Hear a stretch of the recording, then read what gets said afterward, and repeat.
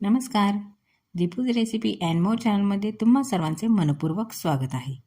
आज आपण 1 किलो लिंबाचं आंबट गोड लोणचं बनवणार आहोत. हे लोणचं आपण उपवासासाठी पण खाऊ शकतो. तर मग चॅनलवर नवीन असाल, चॅनलला अजून सबस्क्राईब केलं नसेल तर नक्की करा. लिंबाचं लोणचं बनवण्यासाठी मी इथे मोजून 25 लिंब घेतले. हे लिंब वजनी मोजाल तर 1 किलो इतके आहेत. 1 किलोमध्ये यापेक्षाही कमी जास्त लिंब बसू शकतात. तर हे लिंब मी स्वच्छ धुवून कपड्याने सुकवून घेतलेत. लिंबाचं लोणचं बनवण्यासाठी आपल्याला ताज्या लिंबांचा आणि या प्रकारे पातळ कातड्याच्या लिंबांचा वापर करायचा आहे. आता हे लिंब पण लगेचच कट करणार आहोत. इथे मी लिंब 8 भागांमध्ये कट करते. जर लिंबाचा आकार छोटा असेल तर 4 भागांमध्ये कट केला तरी चालेल. हे बघा, याच प्रकारे आपल्याला लिंब कट करून घ्यायचे आहेत. लिंब कट करून झाल्यानंतर आपण त्यामधलं बी पण काढून घेणार आहोत. शक्यतो लिंबाचं लोणचं करताना त्यामधलं बी काढून घ्यावं. बी जर तसंच ठेवलं तर लिंब शिजल्यानंतर शक्यतो लोणच्याची चव बिघडते. त्यामुळं लिंब कट करून झाल्यानंतर बी या प्रकारे लगेचच काढून घ्यावं. याच प्रकारे बाकी लिंब पण कट करणार आहोत. लिंब कट करून झाल्यानंतर लिंबाचे काप मी या प्रकारे कुकरच्या डब्यामध्ये घालून घेतले आहेत. आता यावर चवीनुसार मीठ घालणार आहोत. इथे मी 1 चमचा इतकं मीठ घातलं आहे. आता हे कुकरचे डबे आपण असेच कुकरमध्ये ठेवणार आहोत. लक्षात असू द्या, लिंबाचे काप शिजवताना आपल्याला त्यामध्ये पाण्याचा वापर नाही करायचा आहे. हे असंच कुकरमध्ये ठेवणार आहोत.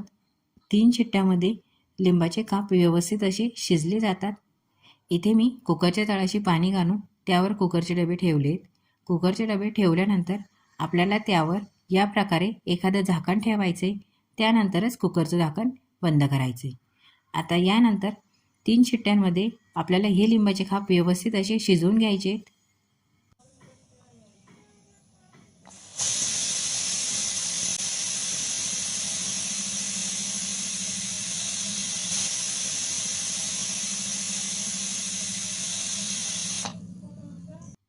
लोणचं बनवण्यासाठी इथे मी 750 ग्रॅम गुळाचा वापर करते.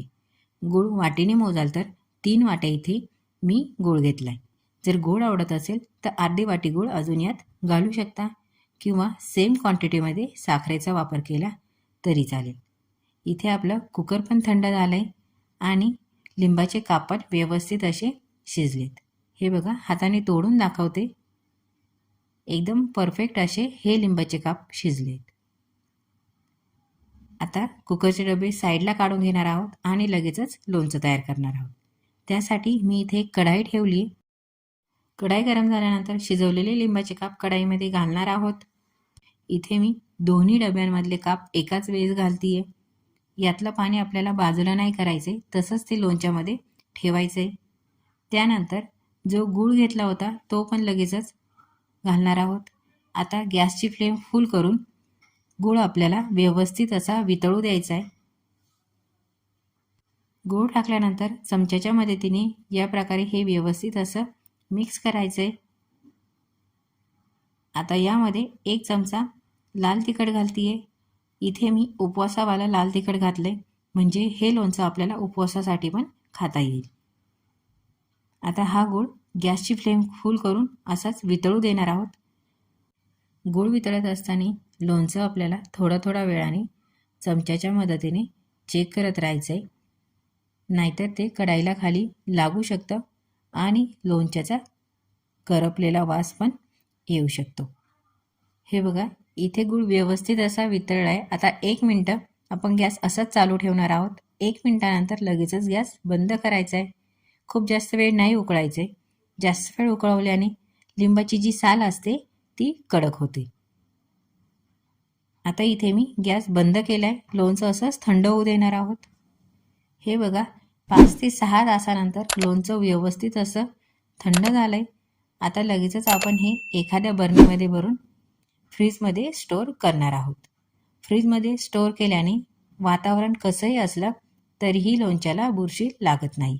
त्यामुळे लिंबाचं लोणचं शक्यतो हे फ्रीजमध्ये स्टोअर करावं. हे बघा, एकदम परफेक्ट असं लिंबाचं लोणचं तयार झालं आहे. तर मग तुम्हाला ही लिंबाच्या लोणच्याची रेसिपी आवडली असेल तर नक्कीच ट्राय करा आणि मला कमेंट करून पण नक्की सांगा. व्हिडिओला लाईक शेअर करा आणि चॅनलला सबस्क्राईब पण जरूर करा.